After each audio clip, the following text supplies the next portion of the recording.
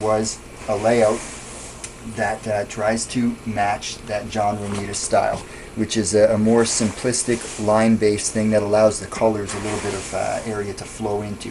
So I go ahead and I piece this together, and it ends up, it's almost assembly line, because once the artist is finished with this, it gets shipped off to what's called an electronic pre-press area, where they scan this in. It becomes a digital file. They recolorize it, taking the line work, and you may notice that some of this stuff is not colored at all. That's just left open. The coloring in the Spider-Man character itself is just so they have like a color code to work from. Okay, so they do it. Exactly. Yeah. It's all done in Photoshop once it's in the computer. So then what they do is they match this thing up with the different colors and with the old style logo and the old Marvel banner across the top, and even the little old Spidey icon that was from Spectacular, right? Yeah. You know what? I'm going to guess it's from Amazing, because this is probably the masthead that actually ran at that point in time. So they said they were quite satisfied with the work, except for the arm that's shooting up through the word spider.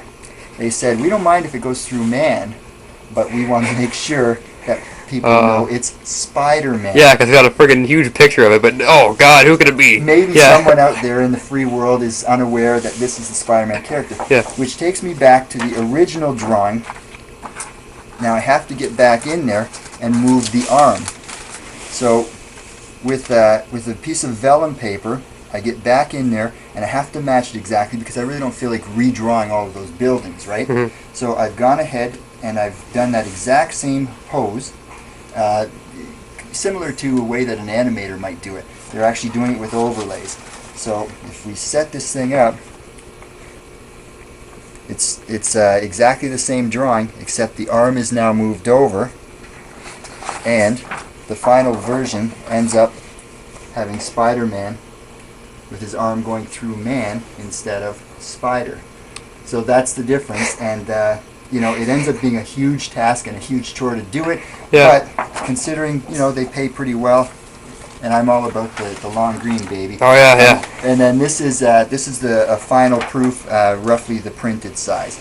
So that's what the thing would look like on the shelves at the comic stores. Yeah. You know, a little bit of cropping along the edge, but that is how it works. And again, you might notice that there's additional stuff. That's more of the assembly line process. You have a penciler who pencils the thing in, the characters and the buildings. You have an inker, and in this case it was the same artist. I did them both. I ship it off. Someone puts the masthead in. Then all of a sudden they drop the additional text in here.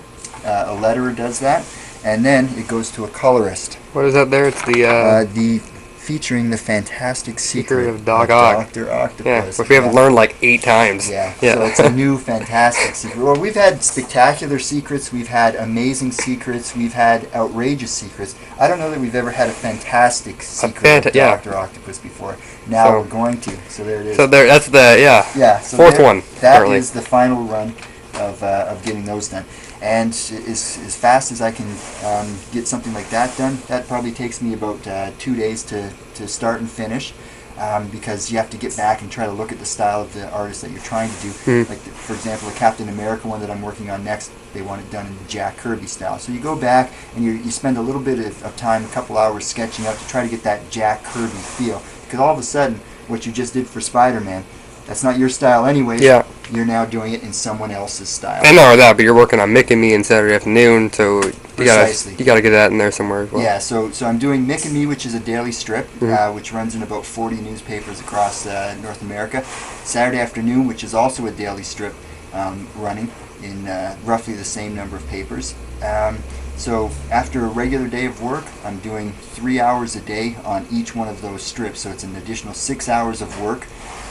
And then you get up and you try to keep going on these type of projects, because these are actually the projects that it's great to have a couple of daily syndicated strips, but the real money comes from doing a picture like this, because it's a one-time deal. You draw it, you get roughly a week's worth of pay that I would normally make from Mick and Me for doing 6 of those and a color one.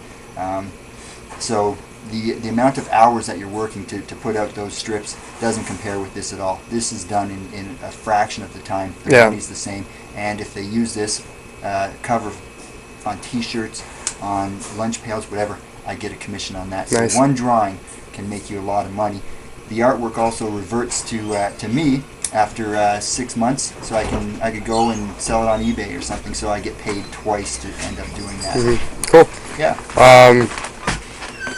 What about Iron Man? What did you think about Iron Man? I thought Iron Man was a good film, and it really showed what happens when Marvel takes full control over their own properties. They were able to stay true to the character and really stick close to the storyline that they had developed in their comics. They didn't have Sony or Warner Brothers getting involved and trying to change little things that really didn't need to be tweaked. Well, I mean, if you look at Spider-Man, I mean, they didn't change little things; they changed major things. Sure. You know, off the top of my head, like the web shooters, some, or in 3, like who killed his uncle. Exactly. So major things, but yeah, this is pretty true to the comics, and it turned out pretty well. Yeah, nice piece of work. Cool. Okay. All right. Well, thanks for interviewing. Thanks for wasting your time on this. Hey, I've wasted my time with worse than you. All right. Thanks, Tony. See you.